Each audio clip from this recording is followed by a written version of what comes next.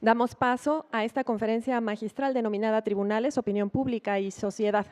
Damos la más cordial bienvenida a nuestro invitado, José Antonio Caballero Juárez.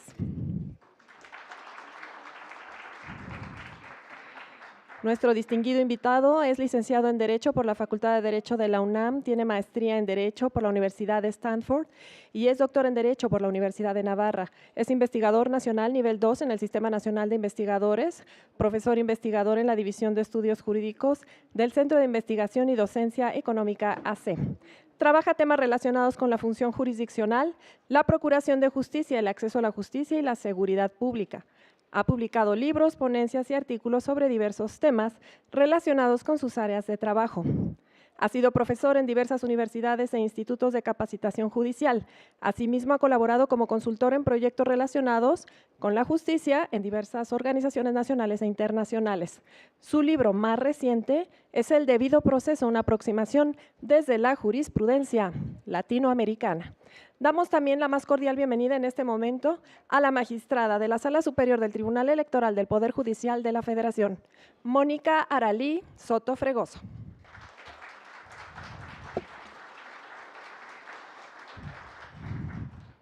La magistrada es abogada mexicana que se desempeña como magistrada de la Sala Superior del Tribunal Electoral del Poder Judicial de la Federación desde noviembre de 2016. Estudió la licenciatura en Derecho en la Universidad Autónoma de Guadalajara, obtuvo la maestría en Educación con especialidad en Docencia en la Universidad Internacional de La Paz, además de una especialidad en Justicia Electoral y un diplomado en Derecho Electoral, ambos impartidos por el Tribunal Electoral del Poder Judicial de la Federación.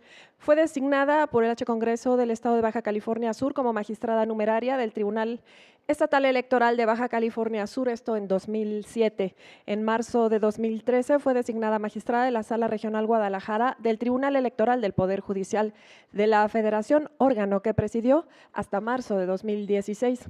Fue profesora de la Universidad Autónoma de Baja California Sur, impartiendo las cátedras de Sociología del Derecho, Derecho Electoral y Ética Jurídica, y fungió como coordinadora de la materia Género en la tercera generación de la especialidad de Justicia Electoral del Tribunal Electoral del Poder Judicial de la Federación. Magistrada, muy bienvenida. Le cedo el uso de la voz de manera muy respetuosa. Muchísimas gracias, Lucy. Muy buenas tardes a todas y a todos. Estamos ya en la última mesa de este primer bloque y de verdad que para mí es un gran honor y además un gran gusto el estar participando en esta mesa y siendo comentarista y moderadora de la participación en la conferencia que nos dictará el doctor José Antonio Caballero Juárez, quien además ahorita que estaba escuchando un poco el diario de vida profesional, estábamos recordando que fue más o menos como en 2007 por ahí que nos conocimos, estando en otras instancias, yo como magistrada estatal electoral y aquí el doctor estaba en la Asociación Mexicana de Impartidores de Justicia. Bueno, fue ahí que tuve la gran oportunidad de conocerlo, doctor, y mira, reencontrarnos de verdad es un gran gusto.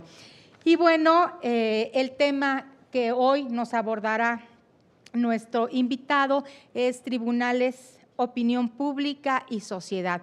Creo que ya traemos una dinámica que marcó desde la inauguración nuestra presidenta, nuestros invitados, el magistrado presidente de la Suprema Corte, presidente de la Suprema Corte de Justicia de la Nación, en torno al tema que hoy nos convoca.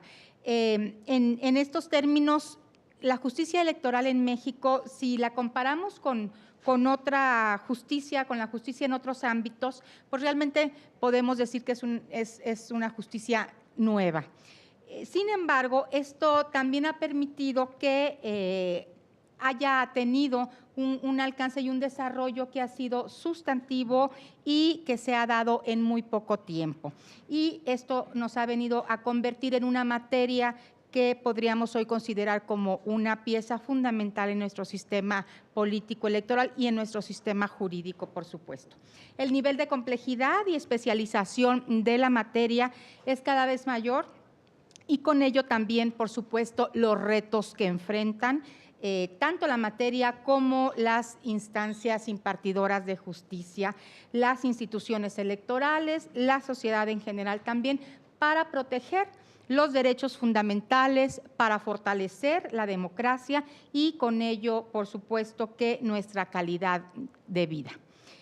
estos desafíos no se concentran únicamente, hemos hablado y hemos escuchado a lo largo de estas mesas anteriores, varios son los temas, ¿no? Y ahí mismo se ha advertido que estos mecanismos o estos grandes desafíos no se concentran únicamente en los aspectos técnicos u operativos, sino también en la forma en que las instituciones se vinculan con la sociedad, con la ciudadanía, es decir, además de la rendición de cuentas, también la exigencia social, estas exigencias que cada vez más nos demanda la sociedad, la opinión pública, los medios de comunicación y en general aquellos aspectos que involucran, por supuesto, el acercamiento de las personas, el acercamiento y el apoderamiento de las personas a lo que es la cosa pública, ¿no? Esta demanda que cada vez más se nos tiene.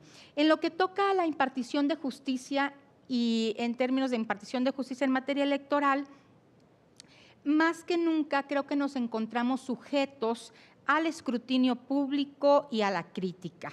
Cada vez son más las personas interesadas por conocer, analizar y cuestionar las resoluciones judiciales, la argumentación que sustentan cada una de las decisiones judiciales y, bueno, más interesadas en generar este ejercicio deliberativo colectivo que sin duda nos beneficia a todos como sociedad, ¿no? Por ello, las juezas y los jueces estamos llamados y diría yo también obligados a contribuir con la apertura, con esta apertura y con el compromiso en la construcción de este vínculo con la sociedad. Hablar de un tribunal cercano a la sociedad no solo facilita el escrutinio, sino también adopta actitudes proactivas que nos obliga también a adoptar esas actitudes proactivas que vayan favoreciendo la interpretación y la interacción constante y así se fortalezcan los canales de comunicación, generando de esta manera también una nueva cultura de la legalidad, una cultura que nos permite desaprender y reaprender esta visión de que la justicia está lejana a la sociedad, que las resoluciones pues son para los entendidos o para los actores o en fin para las partes y que bueno buscar quién se las interprete porque son resoluciones que no son de fácil acceso ni entendimiento ni mucho menos. Entonces bueno, creo que con esta dinámica de un tribunal más cercano significa generar esta empatía y esta comunicación mucho más directa con la sociedad y esta nueva cultura, una nueva visión de la cultura de la legalidad, en donde nos apropiemos de lo que es este espacio público, este poder que es el Poder Judicial y generando esta dinámica, pues ya nos sentimos todos parte de y también con esta más cercanía, pues preguntar, cuestionar, generar una opinión, qué queremos como sociedad y cómo vemos nosotros a las instituciones. Comentamos hace un ratito que era un poco la visión de qué es un tribunal abierto, pero desde la visión o el entendimiento de las instituciones y qué es un tribunal abierto desde la visión ciudadana. Entonces, creo que esto es importante también advertirlo y sopesarlo para generar todos juntos una visión de lo que es un tribunal abierto a la ciudadanía, esta nueva cultura de la legalidad en donde estemos beneficiados como sociedad y nuestro Estado de Derecho, por supuesto, ¿no? El empleo de las herramientas tecnológicas es muy importante para dar a conocer nuestra actividad jurisdiccional, también el lenguaje cotidiano, que hemos hablado mucho de ello y sustenta en gran parte lo que es tener esta visión nueva, la mayor publicidad en todos los rubros de la función pública que desempeñamos y propiciar pues estos espacios de retroalimentación directa. Creo que hoy las tecnologías nos lo permiten, tener una interacción muy directa con la sociedad. Sin embargo, creo que también estos mecanismos que pueden ser empleados con efectividad, por ello tenemos que seguir buscando otros mecanismos también que vayan de la mano con la tecnología y la deliberación, el debate, el generar estos espacios de opinión y de interacción directa como estos foros, como el tener ahora aquí al doctor, pues creo que nos van enriqueciendo y fortaleciendo esta visión más amplia y fortaleciendo también esta nueva cultura de estar todos amalgamados en lo que queremos con esta visión de justicia. Estoy segura que la conferencia que hoy nos va a dictar nuestro invitado, el doctor José Antonio Caballero Juárez, pues enriquecerá, por supuesto, esta visión y otras más visiones que nos va a poner aquí en la mesa. Temas que sin duda por su amplia trayectoria, experiencia y conocimiento académico y práctico sobre la impartición de justicia, pues nos van a permitir ampliar y reflexionar más sobre este tema. Sin más, le doy la más cordial bienvenida y, bueno, muchas gracias por estar aquí. Muy bienvenido. Todo suyo el micrófono. Muy bien. Pues muchísimas gracias, magistrada, por su amable introducción. Quiero agradecer a la Sala Superior por la invitación. También, bueno, al magistrado Reyes Rodríguez y en general a todas las magistradas y magistrados de la Sala Superior. Muchas gracias por la invitación. Y, bueno, el tema ya nos adelantaba la magistrada Soto, que es un tema que nos va a relacionar, se va a preguntar mucho por la relación, el papel de los tribunales en la justicia. Y como pequeña introducción, quisiera simplemente decirles que los poderes judiciales, sobre todo yo diría dentro de nuestra tradición, y esto creo que puede exportarse muy bien dentro del ámbito latinoamericano, estaban acostumbrados a, pues, no aparecer en la película, ¿no? A la hora de la película, que terminaba la película, pues los veíamos en los créditos, pero no eran ni protagonistas y a veces eran actores de reparto pues muy menores. Y los poderes judiciales parecían estar muy cómodos en esa posición, ¿no? En materia de justicia electoral, bueno, pues era todavía más fuerte, ¿no? El influjo del Amparo Morelos, bueno, pues había hecho o había generado una tradición en México de los jueces no hacen política y los jueces harán otras cosas, pero política no hacen. Y estamos muy alejados de la política y me ofende si digo que hago política. Y esto, pues finalmente tiene una transición, yo diría, muy vertiginosa a finales de los años 80, principios de los años 90, donde la justicia empieza a ocupar un papel mucho más protagónico dentro de los asuntos nacionales.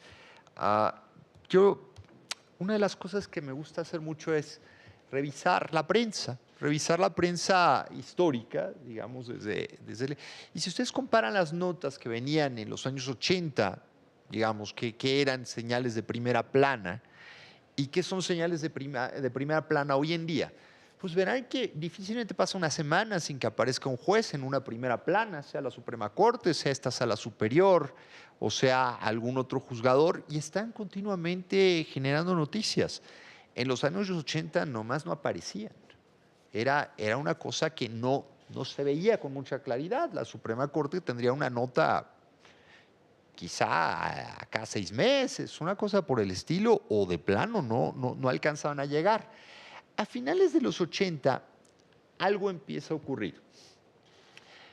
Podríamos relacionarlo tal vez con el intento de reforma de 1987, que da lugar, digamos, a la construcción ya de lo que hoy denominamos un tribunal constitucional en la Corte, o la aproximación de la Corte a esa idea de tribunal constitucional. Pero la Corte parecía todavía muy concentrada en asuntos que solo interesaban a las partes, ¿no? Dentro de esta noción, ¿no? Precisamente es por ahí de 1988 donde hay un escándalo nacional muy importante a propósito de una decisión de la Corte que le cuesta a un ministro andar prófugo mucho tiempo, el ministro Ernesto Díaz Infante, si mal no recuerdo el nombre, un escándalo a propósito de la absolución de una persona y que había sido imputada de haber secuestrado y violado a una menor de edad en Acapulco. Habían sido procesados esta persona y el chofer, un señor de apellido Brown, y bueno, en el amparo, el colegiado en Chilpancingo decide absolver al señor Brown. Curiosamente, el chofer del señor Brown sí se queda.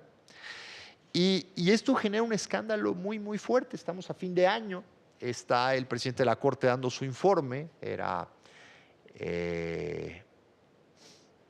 pero no lo quiero confundir porque está el ministro Carlos de Silva, pero este era el ministro, ¿cómo se llamaba el ministro presidente en esa época? Bueno, ahorita me acordaré. El caso es que estaba dando el informe de actividades ya a finales de diciembre, le preguntan por eso la prensa, él simplemente ratifica su confianza en el colegiado y pues dice aquí ya la Corte ya cerró por completo. Pero 2 días después, el propio ministro presidente tiene que convocar al Pleno para analizar qué estaba pasando por el escándalo en Acapulco. Había marchas todos los días. Y terminan destituyendo a los 2 magistrados de Chilpancingo en una acción muy rápida, inusitada completamente. Y eventualmente se le inicia también un proceso a uno de los ministros en funciones, que era el visitador de la zona. Este sí era el ministro Ernesto Díaz Infanti. Ahora, lo que nos dice este escándalo es que la justicia empezaba a aparecer, pero empezaba a aparecer por el lado no tan amable, por llamarlo de alguna manera, sino por el lado, diríamos, más cercano al tema de la rendición de cuentas. Y en esas condiciones, muy probablemente se suma mucho este caso a la noción de desprestigio que empezó a tener esa corte en la octava época. Empezó a tener un desprestigio de ser, en aquella época se le llamaba el cementerio de los políticos en desgracia. Y esto es el lenguaje de la prensa de aquellos días, de lo que iba construyendo. En ese entorno viene la reforma de 1994. Y la reforma de 1994, el ámbito, digamos, o el impulso de refundación que hay detrás de la reforma es precisamente el borrón y cuenta nueva, no solo para la Corte, diría yo, sino para la noción de justicia en México. Y es precisamente este contexto el que me gustaría tener de telón de fondo para algunas de las ideas que voy a tratar de plantearles. Una justicia que estaba acostumbrada a vivir ensimismada, a una justicia que ahora, a veces a regañadientes, tiene que salir a convivir con la sociedad. Evidentemente esto tiene muchos niveles, no es lo mismo el juez de primera instancia en alguna población en el país que en su caso, pues la Suprema Corte de Justicia o esta Sala Superior, donde pues las sesiones son televisadas directamente, ¿no? Pero incluso dentro de los recovecos judiciales, sea en la Suprema Corte, la sala la conozco menos en ese sentido, desde el punto de vista de observación en operación cotidiana, pero sí en la Corte hay todavía muchos espacios donde la visibilidad molesta, no es bienvenida dentro de la línea de los propios funcionarios judiciales. Entonces, son perspectivas de cambio. Claro, también la pregunta es, ¿hasta dónde debe venir ese cambio y en qué condiciones? La anécdota es muy curiosa. En una solicitud de acceso a la información pido las listas de acuerdos de la segunda sala, o de la primera sala, no me acuerdo en cuál de las dos salió, y la respuesta de la Secretaría de la segunda o de la primera sala fue que había que dar el fundamento legal para solicitar las listas de acuerdo, pues, cuando es un problema probablemente directamente de transparencia judicial, ¿no? Pero esa anécdota les dice un poco cómo está la línea de transición. Eventualmente hubo un acuerdo y ya se obtuvo la lista, ¿no? Por cierto, esa mala costumbre de pedir listas de acuerdos me la contagió Carlos Gregorio, que está ahí sentado con cara de yo no fui, pero en realidad él me enseñó mucho a ver y a explotar listas de acuerdos desde otra perspectiva, de la cual seguramente él ya hablará, porque trae un proyecto bien interesante que me estuvo platicando. Bueno, déjenme pasar entonces a la primera lámina. ¿A dónde disparo? ¿Disparo aquí? No, ¿por dónde se puede hacer? Sí. Ya. Muchas gracias. Ok, ahí estamos. La Corte y Mario Marín. En 2006, ahí lo tienen, en febrero de 2006, la Corte recibió lo que graciosamente a veces se puede decir como: les tengo una noticia buena y una mala. ¿Cuál es la buena? La buena es que todo el país coincide en que único órgano capaz de generar y de esclarecer los sucesos del gobernador Mario Marín con el empresario Kamel Nazif y con la detención de la periodista Lidia Cacho era la Suprema Corte de Justicia. Si ustedes revisan la prensa de esos días, el consenso era generalizado, ¿sí? Partidos de un lado, partidos del otro, diputados de un lado, diputados del otro, todo el mundo coincidía en que quien mejor podía encargarse de esclarecer el caso era la Suprema Corte de Justicia. El antecedente inmediato era el caso Aguas Blancas, la investigación en el caso Aguas Blancas. La Corte había salido muy bien de ese caso. Y entonces se había marcado esta perspectiva de que podemos echar a andar la facultad de investigación del 97 de la Constitución. Hay una violación grave a los derechos humanos, en ese caso a las garantías, si mal no recuerdo, decía el 97. Y podemos hacer algo importante aquí y empezar a resolver cuáles pueden ser los alcances del asunto. El problema era, o la mala noticia para la Corte era, que el inicio del asunto venía pues de unas grabaciones ilícitas. Habían grabado una conversación en forma ilícita de Kamel Nazif con Mario Marín, donde Kamel Nazif se hace famoso por la frase aquella de mi gober precioso, ¿no? Pero total, la grabación del gober precioso era una grabación ilícita. Y entonces inmediatamente empieza a rondar por la Corte también. ¿Qué tenemos que hacer frente a este escenario? ¿Cuáles son los alcances que podemos tener dentro de una facultad de investigación? E implícitamente, bueno, pues quien jugaba a adelantar los dados. Estaba pensando, bueno, ¿y qué pasa si la Corte decide que efectivamente hay una violación y se sustenta, por ejemplo, en la grabación ilícita? Esta, pues evidentemente no se va a poder incorporar al proceso. Entonces, bueno, pues hay que empezar a generar una serie de pruebas indirectas y cómo le vamos a tener que hacer. Eventualmente la Corte acepta la facultad de investigación, digamos, para ponerlo coloquialmente, el aplausómetro nacional por abrumadora mayoría estaba pidiéndole que hiciera algo y la Corte no tiene capacidad para decir que no en eso. ¿No? Es tal el prestigio. Era una buena noticia porque bueno, la Corte se ha colocado en el centro de la opinión pública, además como un actor muy legitimado. ¿Sí? Ahora, se comisiona a 2 magistrados y al ministro Ortiz Mayagoitia para que lleven a cabo esta instrucción, si quieren ustedes, y ellos llegan a una serie de conclusiones donde sostienen que hay indicios en forma indirecta que les permiten establecer que hubo irregularidades por parte del gobierno de Puebla en el caso. Pero esto no convence al Pleno. Y entonces en una votación muy cerrada, todo este asunto se llevó con votaciones muy cerradas, un 6-5, el asunto decide returnarse y se le returna al ministro Silva Mesa. El ministro Silva Mesa también en el retorno se reintegra en una comisión de magistrados, una magistrada vuelve a quedar en esa comisión y se les pide que tienen que ampliar la investigación. Eventualmente van a presentar su informe y el informe va a ser nuevamente rechazado por el Pleno de la Corte, otra vez en un 6-5, un 6-4, si mal no recuerdo.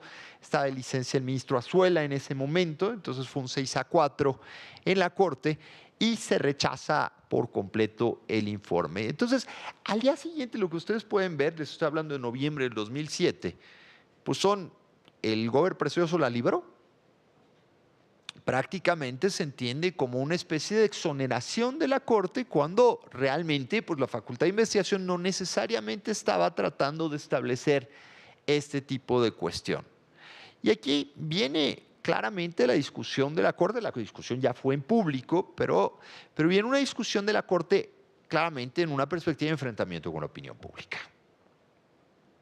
Donde la opinión pública está muy por la labor de pues, una justicia inmediata, una justicia pronta, o lo que se está entendiendo como una justicia pronta, que es, queremos la cabeza del gobernador Mario Marín. y queremos que exista una reacción importante del Estado mexicano frente a las irregularidades que aparentemente se cometieron contra Lidia Cacho y que todo parece indicar que se cometieron.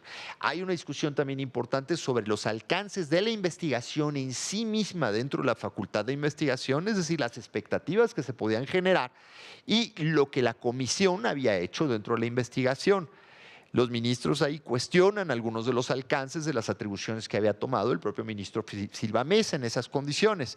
Pero fíjate lo interesante, este antecedente sirve para tratar de establecer cuáles son los límites de la facultad de investigación en la Corte. Cuando llega el ministro Saldívar y le turnan la investigación en el caso ABC, el ministro Saldívar utiliza los criterios que él tendría en ese momento y esa la pierde en un 10-1, si mal no recuerdo, precisamente porque la anterior integración de la Corte ya traía, digamos, alguna experiencia interesante sobre eso. El ministro Saldívar quiere remontarla y no es capaz de convencer a sus pares en esas condiciones. Pero es un antecedente interesante porque otra vez el caso ABC lo que nos está diciendo es cuáles son los límites y los alcances, en este caso de la última vez que la Suprema Corte de Justicia ejerció esa facultad de investigación. ¿Y cuál es la moraleja de todo esto? La moraleja es que a los tribunales tienen una relación, vamos a llamarla desigual, con la opinión pública cuando funcionan o cuando realizan sus funciones de impartición de justicia. La justicia en ese sentido, casi todos somos abogados de los que estamos aquí, pero bueno, es una pequeña representación de la realidad, pero que no necesariamente es la realidad misma. Y entonces aquí hay un distanciamiento importante donde los rituales de la justicia no necesariamente se van a ver reflejados o van a tener un reflejo razonable dentro de la realidad, ¿no? Y aquí podemos tener muchos ejemplos y toda esta lluvia de críticas que ha tenido en años muy recientes, esta noción del debido proceso y este tipo de perspectivas, ¿en qué condiciones? Pero ciertamente lo que nos está diciendo también es de qué manera la justicia tiene que ser, estoy a punto de decir reactiva, pero tal vez la palabra correcta sea proactiva con la manera en la que sus procesos van a tener una recepción dentro de la sociedad. Y esta es parte, digamos, del corazón de lo que voy a discutir en unas líneas más adelante o en unos minutos más. Pero la pregunta aquí dura es, nosotros normalmente cuando tenemos la imagen del juez, y el juez más tradicional, lo que les va a declarar el juez en público es, yo resolví conforme a derecho y la sentencia habla por sí sola.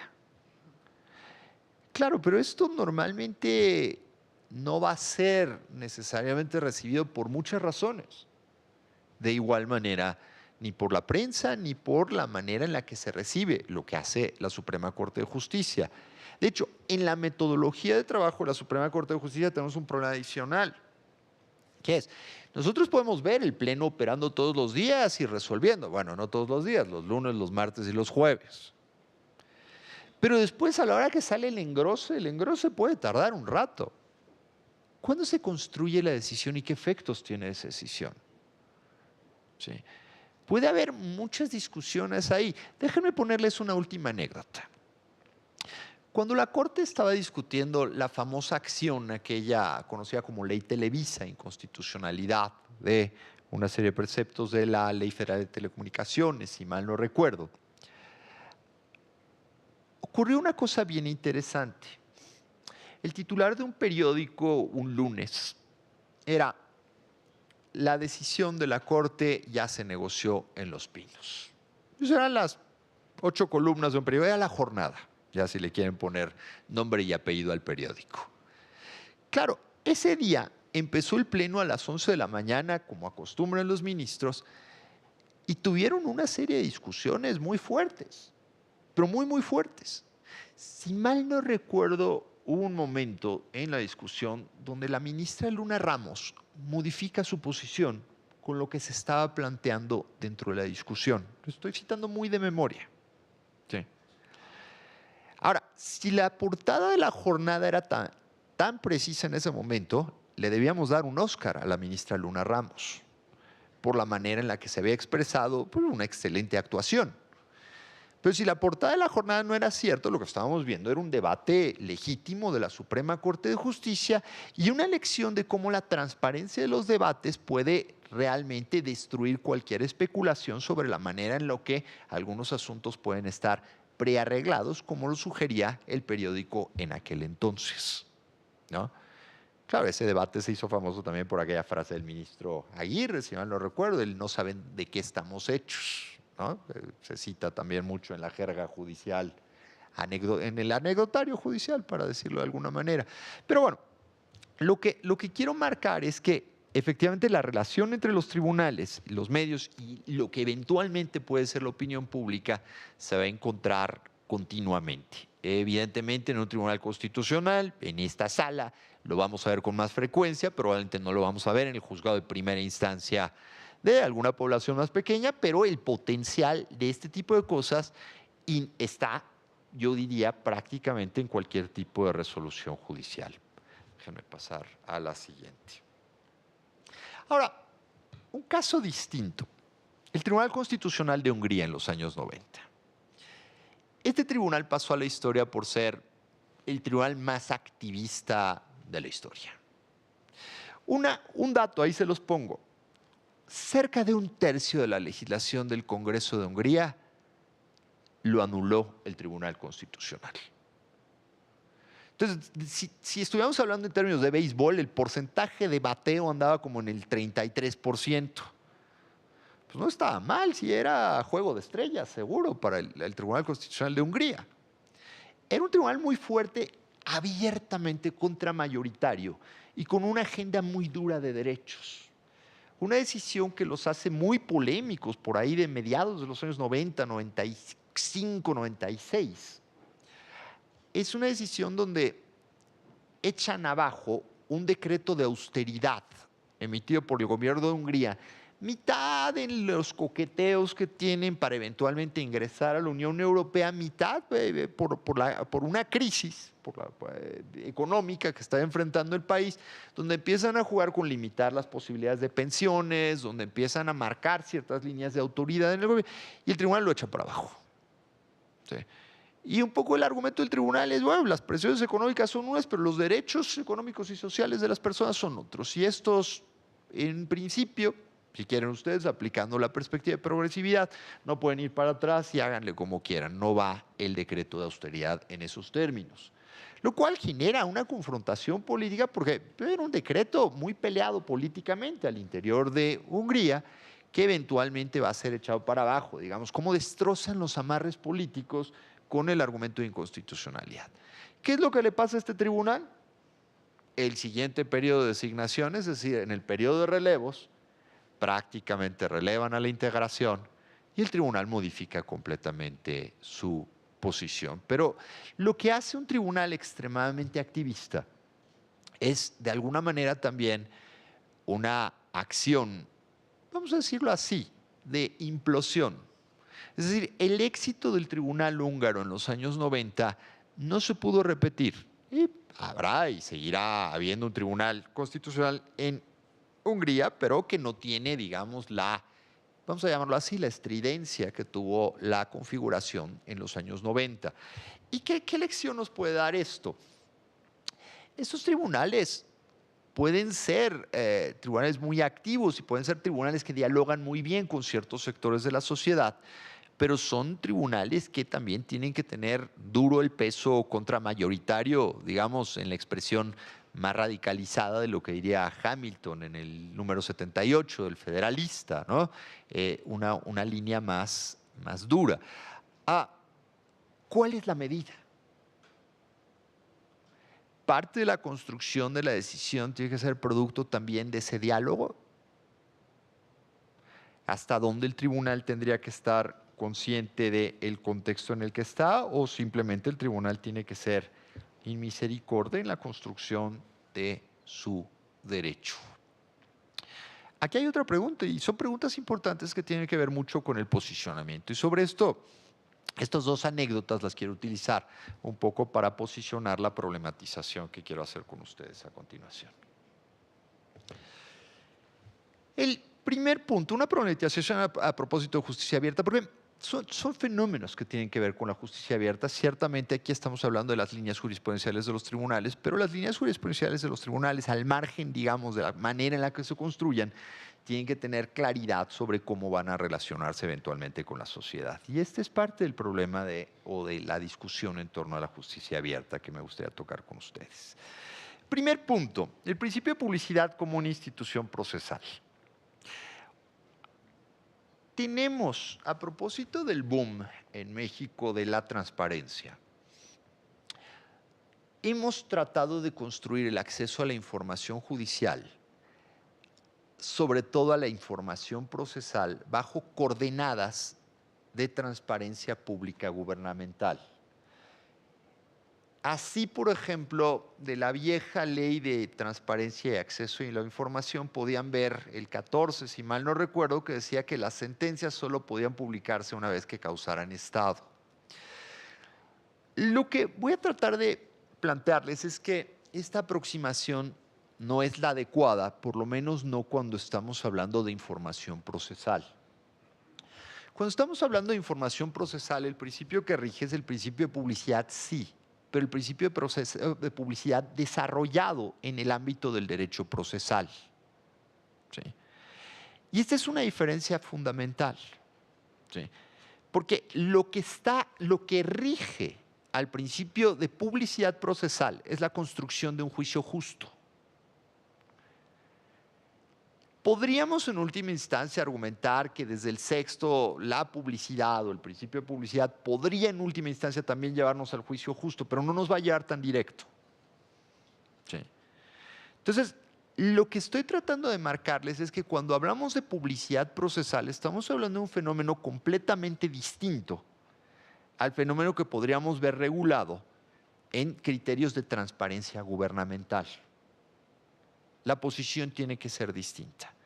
Y en muy pocas palabras, el desarrollo de este principio de publicidad procesal, por ejemplo, se rige para evitar que al detenido o al procesado se le genere alguna arbitrariedad. ¿Sí? Si el juicio es público, pues el juicio no debiera ser arbitrario. O los incentivos para la arbitrariedad se reducen, dada habida cuenta de la publicidad. Es mucho más difícil que yo acepte una irregularidad o que yo cometa una irregularidad si estoy haciéndolo en público, ¿no? Y este principio pues, es un viejo principio, lo hemos adoptado, sí, sobre todo el desarrollo está más en el common law. Pero en términos generales, la noción de publicidad dentro de los procesos está ahí. Estaba mucho más latente en América Latina.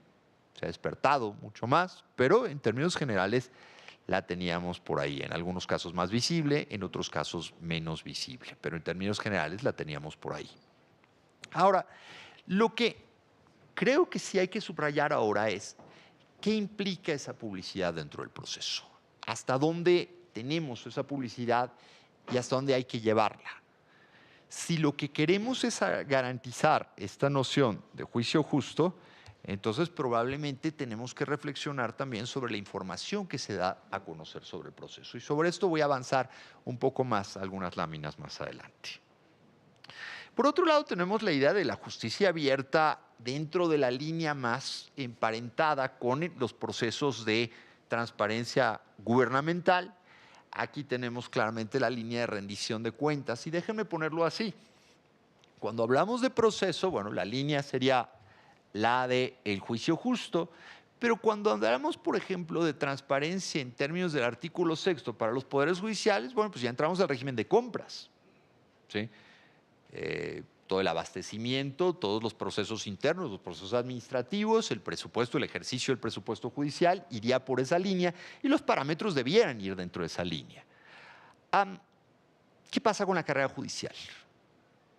La carrera judicial tendría que leerse dentro de una transparencia hacia el sexto. Muy probablemente sí. Pero también la transparencia judicial lo que nos está tratando de hacer, perdón, la carrera judicial lo que nos va a tratar de garantizar es la profesionalización de los funcionarios, pero también la perspectiva de autonomía, ¿no? Entonces aquí la pregunta es, ¿qué se está haciendo para poder garantizar eso en esas condiciones? Otra vez yo la separaría de lo que sería estrictamente procesal. Lo estrictamente procesal es lo que tiene que ver con el juicio propiamente dicho. Pero incluso la información relacionada con los procesos, los agregados de los procesos, la estadística judicial, probablemente esa ya cambia de línea y esa línea ya tendría que ir mucho más hacia la línea de la rendición de cuentas, digamos, del Estado en el sentido más amplio. ¿Sí? Pero entonces nuestra perspectiva creo que tiene que cambiar en cuanto a la manera en la que nos vamos a ubicar. Bien, sobre eso entonces valdría la pena preguntarse o hacerse las preguntas, digamos, de método básicas sobre la justicia abierta. Y sería, ¿abierta para quién? Bueno, evidentemente abierta para los propios usuarios. Y aquí quiero distinguir las necesidades de los usuarios de las necesidades de terceros. Pero eso no quiere decir que los terceros tienen que desaparecer, ¿no? Simplemente establecer una línea de distinción entre usuarios y terceros. Y este es el público, esta es la clientela, por llamarlo de alguna manera. Estos son los usuarios de la información o de la apertura judicial, ¿no? Y vamos a distinguirlos y vamos a problematizarlos un poco más adelante. ¿Abierto para qué? Aquí pongo 3 líneas muy esenciales. Una es rendición de cuentas, otra es la difusión del derecho y otro un concepto infinitamente más resbaloso, que es la legitimidad del tribunal. El tribunal se puede legitimar con esta justicia abierta, probablemente tendría que hacerlo, ¿sí? Si vamos a seguir la noción procesal de que la justicia abierta va a evitar injusticias y el tribunal efectivamente es reactivo a esta perspectiva, bueno, podríamos tener un tribunal más legítimo, un tribunal que no se inmola frente a la opinión pública cometiendo una injusticia, ¿no? Pero la legitimidad del tribunal es una situación, digamos, muy difícil de medir. Podemos olfatearla, podemos percibirla. Quienes hacen estudios cuantitativos sobre confianza en las instituciones, vamos a ver algunos un poquito más adelante, no se atreverían nunca a decir que una baja confianza necesariamente se relaciona con una poca legitimidad del tribunal. Dirían, bueno, puedes acercarte a ello, pero no necesariamente podemos hacer la inferencia directa. Y tampoco dirían que necesariamente los resultados de los estudios grandes de opinión tendrían que reflejarse inmediatamente en políticas públicas o ser elementos para orientar inmediatamente a políticas públicas. Ahí son muy cautelosos, pero hay que traerlo. Quizá hay que traerlo dentro de esta línea de problematización. ¿Abierto qué? ¿Qué abrimos? La información jurisdiccional, desde luego, sentencias, deliberaciones, el procedimiento. Y sobre deliberaciones me voy a detener un poquito más adelante. Información sobre la carrera judicial e información administrativa, ¿no? Aquí con distintas líneas y ámbitos de problematización. ¿Y abierta cómo? El lenguaje, una cosa en la que, pues aquí algunas salas regionales han empezado a trabajar ya, había un ejercicio muy interesante. La propia Suprema Corte de Justicia empezó a tratar con esto de modificaciones al lenguaje y sobre esto se pueden decir algunas otras cosas. La publicidad, en qué condiciones se da a conocer la información, qué información se da a conocer y cómo. La divulgación de información, por qué medios se da a conocer esta información, y el elemento adicional que sería la retroalimentación. Con esto lo que quisiera hacer es cerrar un pequeño ciclo del proceso de la justicia abierta, donde tendríamos que establecer que el proceso y la sentencia tendría que pasar por un proceso de lenguaje, un proceso de publicidad, un proceso de participación, es decir, quién la va a usar, eventualmente un proceso de retroalimentación con el órgano jurisdiccional y nuevamente llegar al proceso. Yo pensaría que esto habría que hacerlo como un pequeño ciclo, un ciclo muy parecido al ciclo de la rendición de cuentas, ¿sí? Pero tendría que ser una perspectiva cíclica para darle alguna perspectiva o alguna línea de operación, ¿no? Sobre esto lo que voy a hacer ahora es empezar a problematizar punto por punto los temas. Bueno. Primero, el proceso y la sentencia. El primer punto, quizá, a tomar en cuenta es el contexto en el que se va a desarrollar el proceso. ¿Qué hay? ¿Cómo están parados? ¿Y cuál es la función de los tribunales como adjudicadores? ¿Cómo son percibidos? ¿Sí? qué características tienen los procesos. El proceso en sí mismo me va a dar líneas para la apertura, me va a dar líneas para no ser abierto. Comparaba a veces el inquisitivo viejo latinoamericano con su fase muy dura, digamos, en secreto, y de ahí el cambio, digamos, un proceso más abierto, pero eso no implica que la investigación penal no tenga todavía ciertos espacios de sigilo por la propia naturaleza de la investigación, digamos. ¿En qué condiciones opera esto? Y el contexto vamos a marcarlo como primer línea. ¿Qué posición tienen los tribunales, digamos, como instituciones públicas? Y aquí lo que estoy haciendo es traerles unas estadísticas. Con esto van a aprovechar también para hacer el examen de la vista. Si no lo alcanzan a ver, van a tener que consultar a su oftalmólogo de confianza. No, ya lo siento, estas las estoy tomando de Latinobarómetro. Las tomé directamente del informe que da Latinobarómetro y mi alta capacidad para manejar números me hizo hacer prácticamente el copy-paste porque no tuve otra manera de resolverlo. Sí, claramente podía bajar los datos y procesarlos en SPSS, pero a duras penas puedo pronunciar el SPSS. Entonces, pues ya lo siento por ustedes. Si me mandan un correo electrónico, con gusto en represalia les mando la presentación para que puedan verla con más claridad. Pero lo que les está enseñando esto es que en toda América Latina, pues se confía en la Iglesia, en las Fuerzas Armadas, en la policía, en las instituciones electorales, en el gobierno y después viene el Poder Judicial. Entonces, no son instituciones. Ahora vamos a ver las mexicanas. Sí, ahora vamos a ver. Estos son los globales de América Latina. Y si se fijan junto, las líneas azules les ponen el promedio y los poderes judiciales no aparecen tan alto. ¿Sí? Normalmente, de los datos viejos, así que recuerdo, el Poder Judicial que le llaman en números, el outlier es el de Costa Rica, la Sala Constitucional de Costa Rica. Y no sé cómo anden últimamente, pero la Sala Constitucional de Costa Rica se hizo famosa por las anécdotas de casos bonitos, ¿no? Casos donde veías una justicia que intervenía y que muy entrona. Claro, lo que no te contaban en esas anécdotas es que la Sala Constitucional de Costa Rica está colapsada por el flujo de asuntos, ¿no? Cuando todo el mundo se entera que ahí puedes obtener justicia, bueno, inmediatamente la gente va a pedir justicia ahí. ¿Y cuál es el efecto? Pues el efecto es colapsar a la institución. Déjenme ponerles una anécdota muy a propósito de esto. Hace algunos años, el Tribunal Superior de Justicia de aquí de la ciudad decidió tener una política abierta en temas de alimentos. Entonces, ¿qué hacían? Bastaba que una mujer se presentara en la oficialía de partes común con el acta de nacimiento de los niños, le daban entrada al juicio por alimentos. Entonces, bueno, pues, estupendo, un procesamiento inmediato, no había que recurrir al abogado, el abogado te lo designaban con el auto admisorio de la demanda propiamente en el juez y te dan tu pensión provisional. Entonces, en 20 minutos se corrió la voz de que en esa oficina, yo no sé qué diablo sea, pero ahí te resuelven el problema de la pensión. ¿Qué pasó? ¿Dónde se detuvo la maquinaria?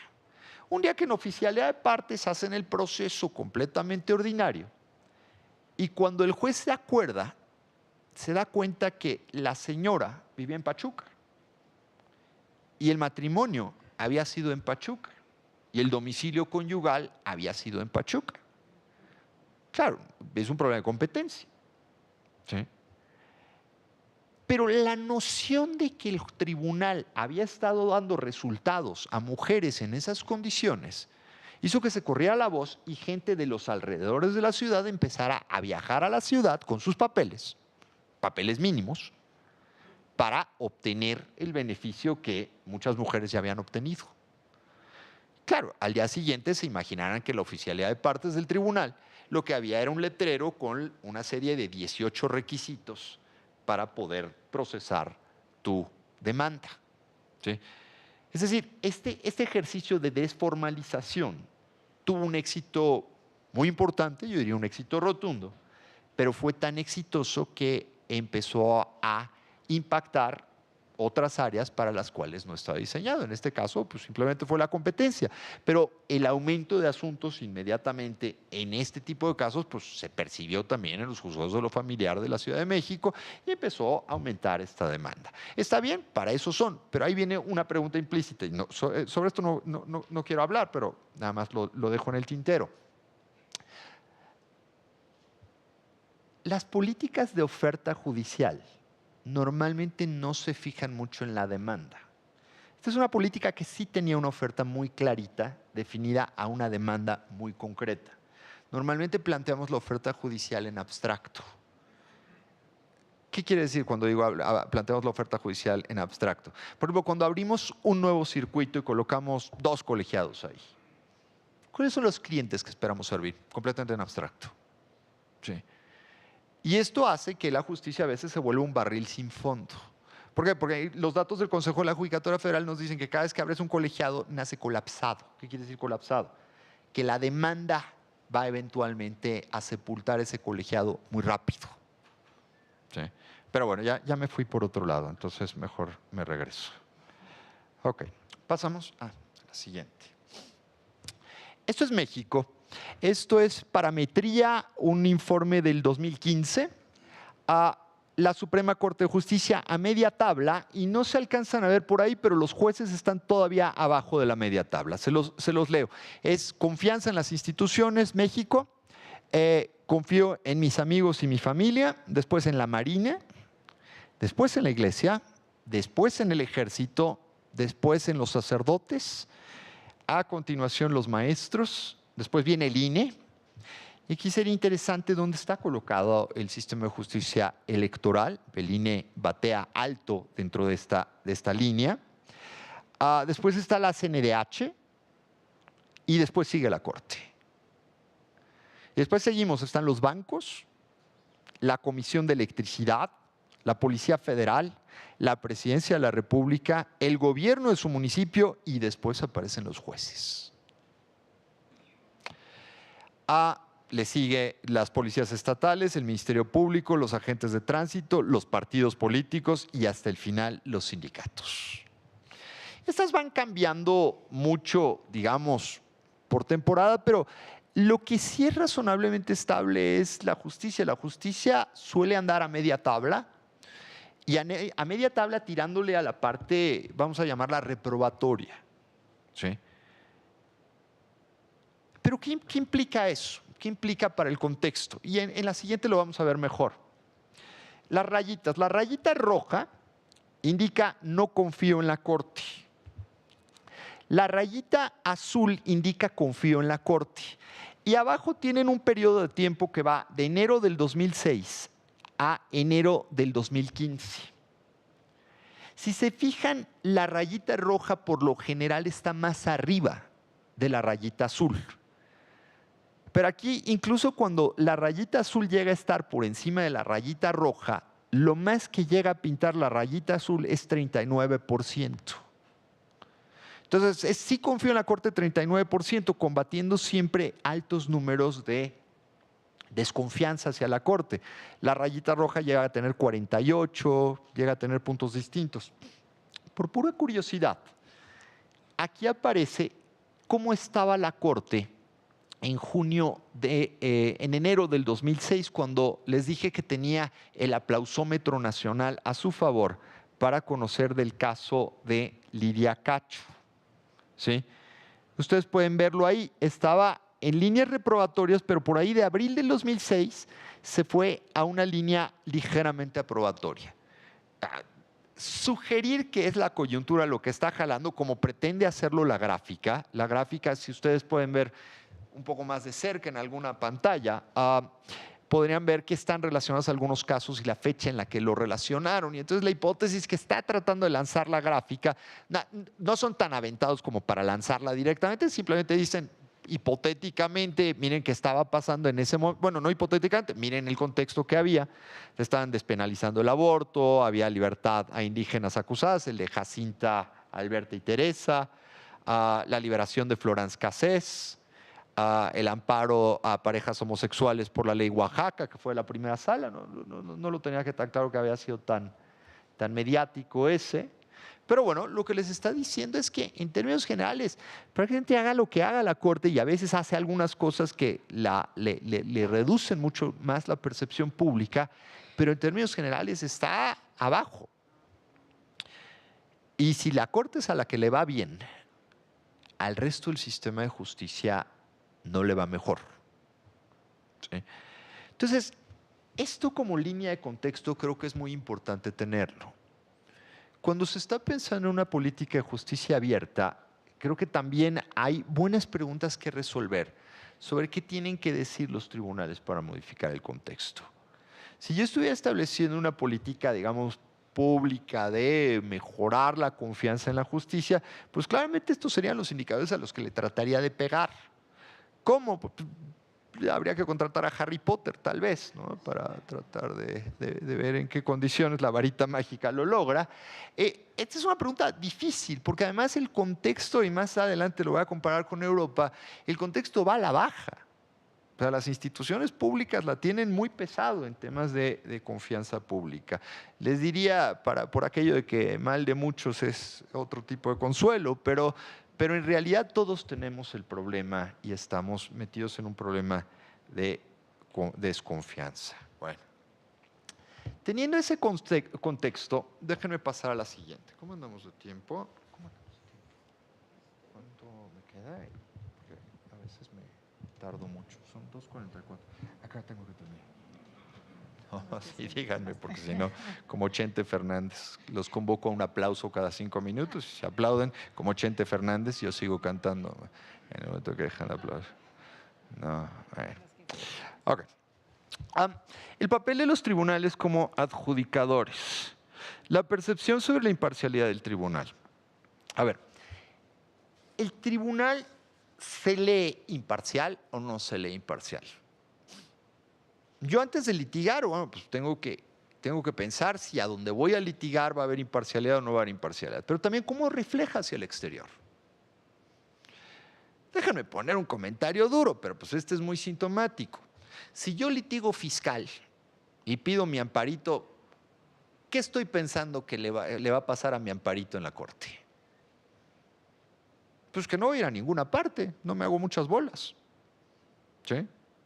Entonces, ¿estoy percibiendo imparcialidad? No, me temo que no. Me temo que no. Y aquí no estoy diciendo ningún secreto.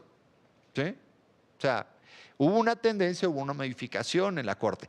Pregúntese por qué hubo una modificación, por ejemplo, en la jurisprudencia fiscal de la Corte. ¿Sí? Tómense un jugo cuando se lo pregunten. ¿Sí? Ese es un chiste de entendidos.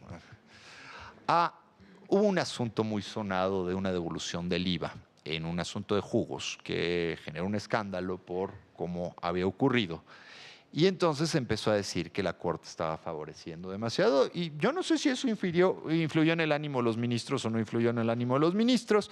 Lo que sí les puedo decir es que en términos generales los amparos fiscales rara vez vuelan en la Corte, ¿no? Y entonces ahí tienen un tema interesante, digamos, de cómo puede haber un diálogo no necesariamente tan explícito en este tipo de cosas, y alguien se puede preguntar por temas de imparcialidad desde ese tipo de ángulos. Desde luego también vendría el tema de la autonomía de los jueces, qué tan autónomos son los jueces, cuáles son los procesos de designación, qué mecanismos hay de supervisión judicial. Supervisión judicial yo diría que es uno de los principales problemas. Diría, es ponle el cascabel al gato. ¿Cómo debe ser la supervisión judicial? ¿En qué condiciones puede ser una supervisión judicial que no resulte invasiva para la autonomía, pero que tampoco garantice impunidad judicial? Sí. Este es un problema no fácil de resolver. Y bueno, la disciplina hasta dónde puede llevar, si quieren ustedes como... perfecto. Sí, este es un problema de...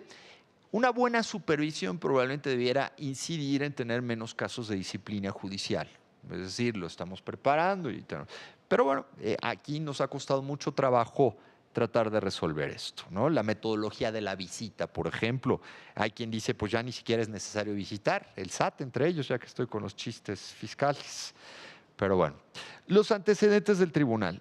¿Qué posición tiene el tribunal frente a la autoridad? ¿El tribunal tiende a ser deferente o el tribunal tiende a ser activista? claro, estoy en dos extremos, o muy alta deferencia o activismo, el tribunal va jugándolo, ¿no? En ciertos temas puede ser más activista, en ciertos temas puede ser más deferente. Pero ¿qué puedo esperar eso? ¿Y cómo se refleja esto en la opinión pública? ¿Sí? Por ejemplo, en casos de debido proceso, el tribunal, la Corte, se puede leer como un tribunal más activista hacia el debido proceso. Bueno, tal vez en algunos casos tuvo su tendencia.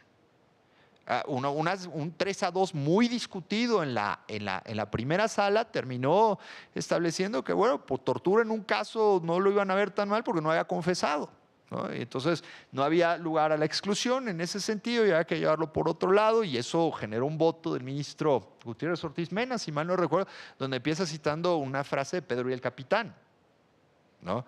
Entonces, ¿qué debe leer alguien que sigue esa línea de jurisprudencia? Bueno, la primera sala probablemente está reduciendo el impacto o reduciendo la fuerza de las tesis originales en temas de tortura, y por ahí van los tiros. Pero estas cosas hay que leerlas desde distintos ángulos. En fin, el prestigio del tribunal. En el prestigio del tribunal también creo que los temas administrativos tienen mucho que ver. Una reforma muy polémica discutida en Colombia hace un par de años tenía que ver con modificaciones muy importantes, y había quien decía que era un golpe de Estado al Poder Judicial. Lo que no se decía es que también había muchos escándalos de corrupción al interior del Poder Judicial de Colombia. Y parte de esa reacción tenía mucho que ver con modificar los parámetros. Entonces, todo el mundo habla del Tribunal Constitucional de Colombia y habla del prestigio del Tribunal Constitucional de Colombia. Claro, pero es un tribunal que, al igual que muchos otros tribunales en el planeta, también tiene otro tipo de problemas, ¿sí? Entonces, ¿hasta dónde este prestigio del tribunal en cuestiones, digamos, administrativas puede salpicar a la imagen que se tiene de los jueces, ¿no?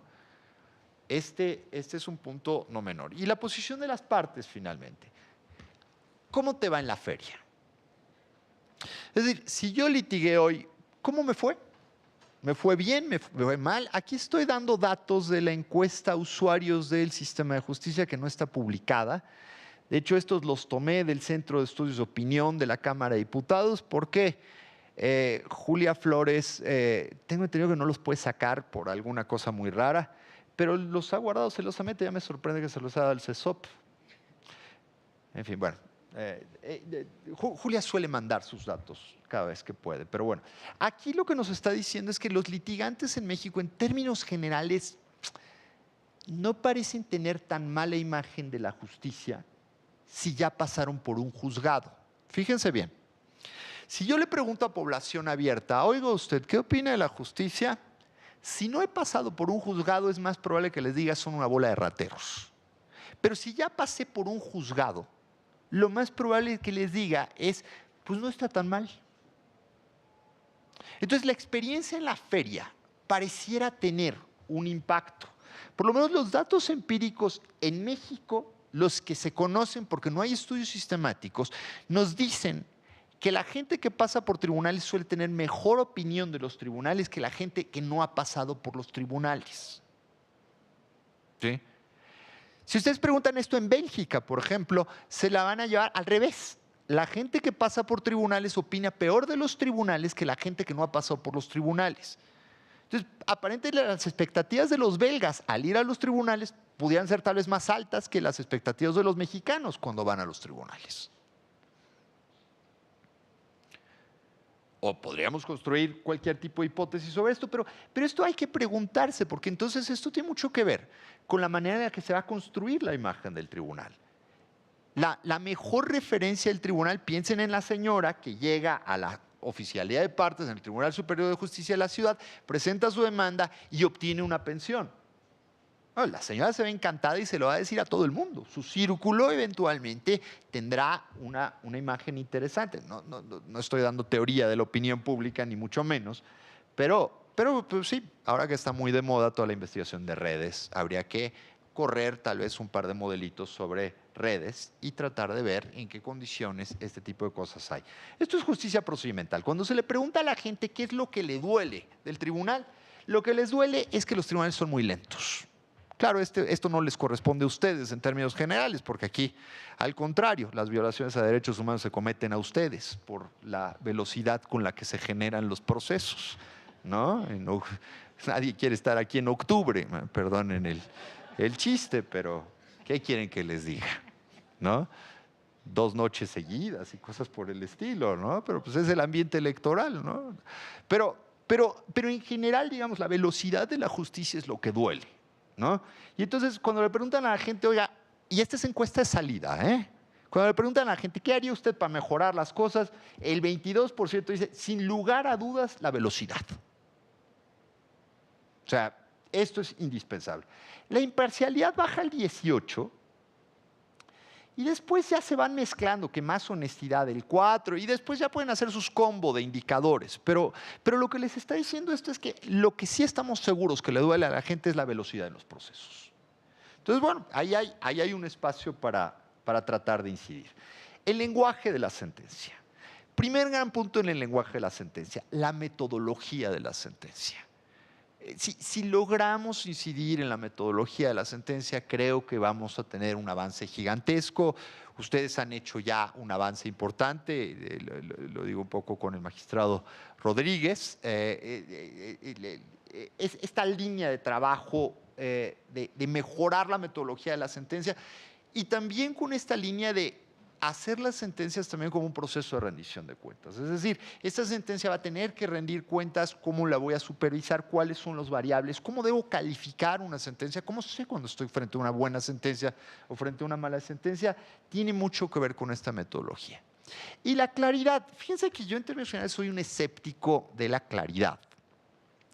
Es decir, yo siempre pensé que el derecho tiene su complejidad y la complejidad del derecho pues es muy natural al propio derecho y a veces es, yo me atrevería a decir muchas veces ingenuo simplificar. Pero el otro día este señor me cayó la boca, Gregory Werden. Estábamos en una conferencia sobre desahogo de periciales económicas en asuntos de competencia económica. Y este tipo es un perito muy acreditado en los Estados Unidos como perito en temas de competencia económica. Entonces, yo estaba dando mis comentarios procesales, pero cuando él hizo su presentación, planteó esto.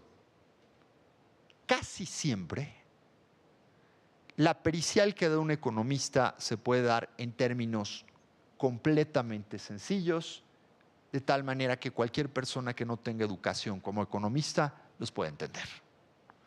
Y estamos hablando de casos complejos de competencia económica.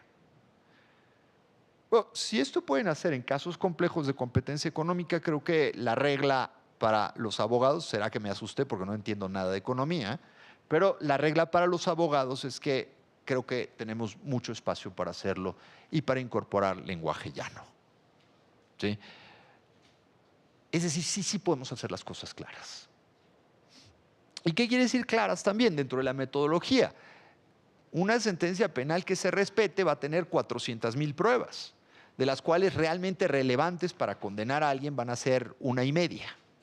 Pero las 400,000 pruebas se van a transcribir en el expediente y van a engordar la sentencia. ¿Sí? Entonces, bueno, esa si quieren es una forma de ocultar la justicia o la pretendida justicia en esas condiciones, ¿no? Entonces, bueno, de esta manera quizá lo que tendríamos que considerar es ese punto. Y bueno, voy acelerando porque ya vamos. La publicidad, protección de datos personales y publicidad. A ver, este punto es fundamental. Tenemos un modelo de testar a lo loco, y empezando por la Corte. Testar los antecedentes de un asunto. Tal y como se resolvió en el amparo, ¡tut!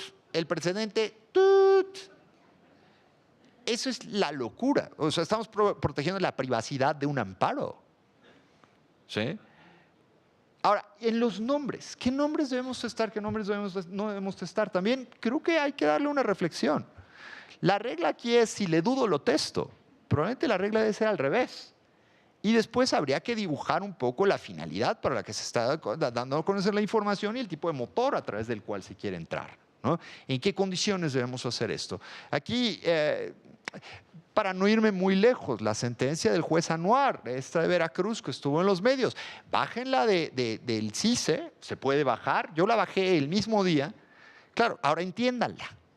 Tut, tut, tut, tut, atacaron a tut, tut, tut, en la noche porque iban manejando tut, y después tut se sentó junto a tut, y tut Ok, y de ahí encuéntrenme qué diablos pasó. ¿Sí? O sea, eso no es rendición de cuentas. Le podemos llamar muchas cosas, pero eso no es rendición de cuentas. A veces hacer como que hago a transparencia. Claro, estamos mucho mejor que hace muchos años, pero seguimos con muchas cosas. Bueno, participación. Bueno, déjenme ir al segundo bullet, los participantes. Aquí el punto que les quiero hacer es que no hay mercado. Es decir, ¿quién comenta sentencias electorales?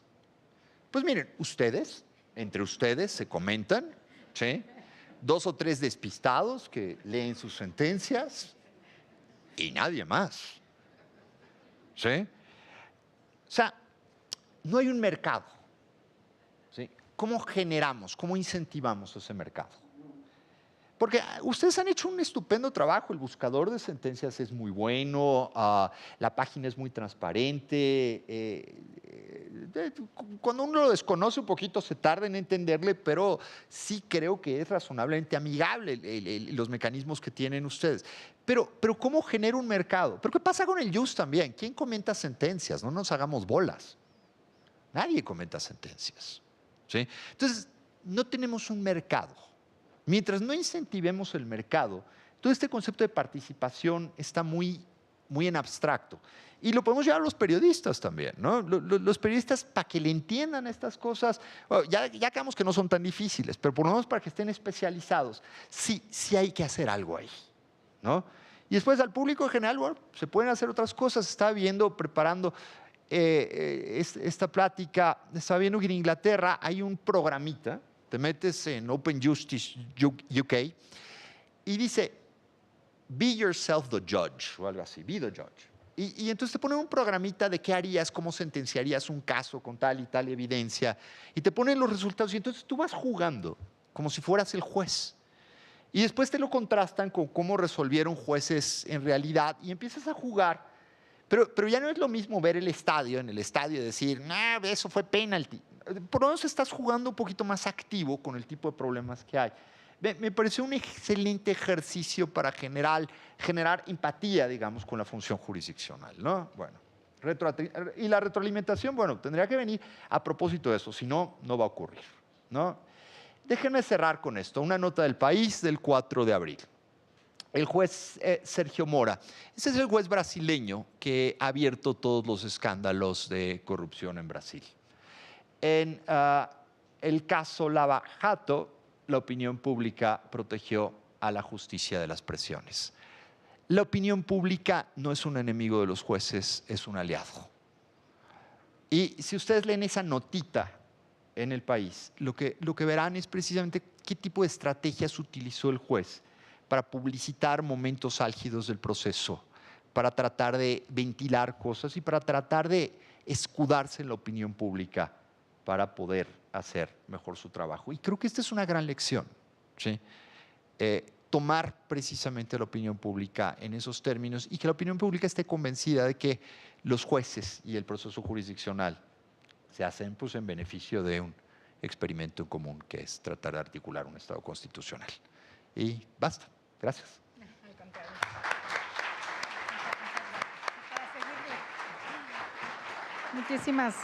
Muchísimas gracias, doctor. Sin duda pudiéramos quedarnos aquí con este tema para buen rato. Nos dejas grandes reflexiones y básicamente es complejo no retroalimentar lo dicho.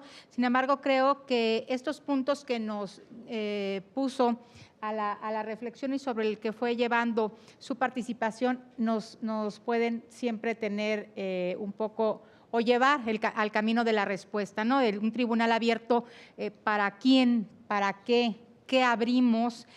¿Cómo lo abrimos? ¿No? Y esta también mirada que nos diste sobre la evolución que se ha tenido de la visión de los tribunales, ¿no? Desde un tribunal, digamos, y si me lo permites utilizarlo, conservador, un tribunal que no se mete o no se abre a la opinión, como pues creo que ya ahorita no tendríamos esa situación, sino estamos ya en otra dinámica, pero bueno, como también reflexionar sobre un tribunal activista, sobre un tribunal además proactivo y un poco esta diferencia en la que nos has llevado.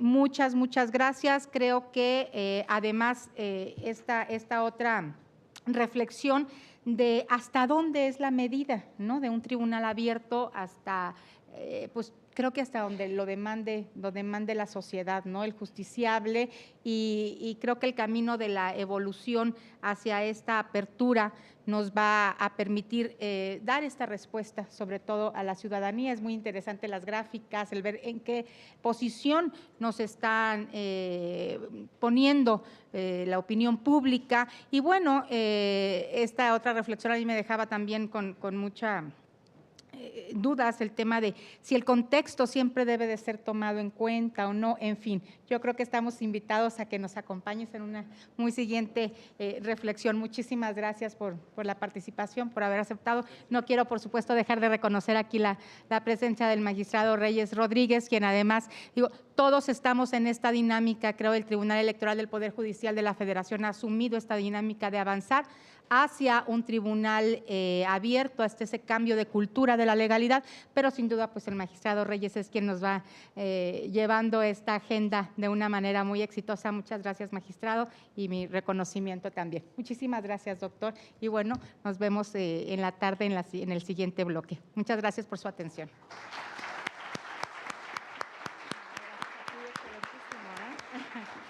Agradecemos la presencia de la magistrada Mónica Aralí Soto Fregoso, también de José Antonio Caballero Juárez, y tal como lo ha dicho la magistrada, las y los esperamos a partir de las 4:20 en este auditorio José Luis de la Peza para continuar con los trabajos de este seminario. Que tengan todas y todos ustedes muy buen provecho, muy buenas tardes.